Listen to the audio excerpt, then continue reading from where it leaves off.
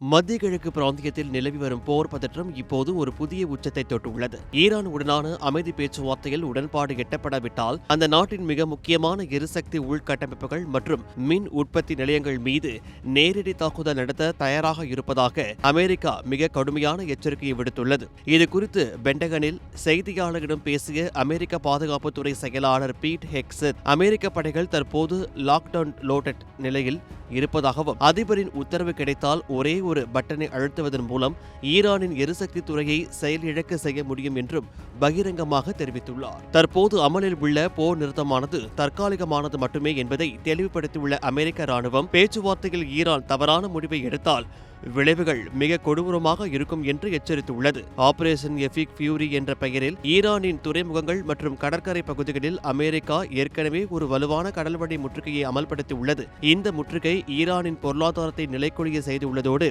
அவர்களின் கச்சா எண்ணெய் ஏற்றுமதியும் முழுமையாக முடக்கியுள்ளது. உங்கள் நாட்டின் எரிசக்தி விநியோகம் இப்போது எங்கள் கட்டுப்பாட்டில் உள்ளது, எங்களால் இதை நாள் முழுவதும் செய்ய முடியும் என்று ஹெக்ஸட் ஈரானுக்கு நேரடி சவாலை விடுத்துள்ளார். அமெரிக்க விமானப்படை ஜெனரல் டான் கெய்ன் மற்றும் சென்காம் தளபதி அட்மிரல் பிராட்லி கூப்பர் ஆகியோரும் இந்த எச்சரிக்கையை உறுதிப்படுத்தியுள்ளனர். சமீபத்திய தாக்குதல்களால் ஈரானின் ராணுவ கட்டளை மையங்கள் மற்றும் தகவல் தொடர்பு அமைப்புகள் முன் எப்போதும் இல்லாத வகையில் பலவீனமடைந்துள்ளதாக பென்டகன் தெரிவித்துள்ளது. தற்போதைய போர் நிறுத்த காலத்தை அமெரிக்க படைகள் வீணடிக்காமல் தங்களின் ஆயுதங்களை மறுசீரமைக்கவும் புதிய போர் வியூகங்களை வகுக்கவும் பயன்படுத்தி வருகின்றன. வளைகுடா நாடுகள் மற்றும் இஸ்ரேல் ஆகியவற்றுடன் இணைந்து அமெரிக்கா உருவாக்கி வரும் இந்த மிகப்பெரிய வான் பாதுகாப்பு வளையம் ஈரானின் எந்த ஒரு பதிலடி தாக்குதலையும் முறியடிக்க தயார் நிலையில் உள்ளது.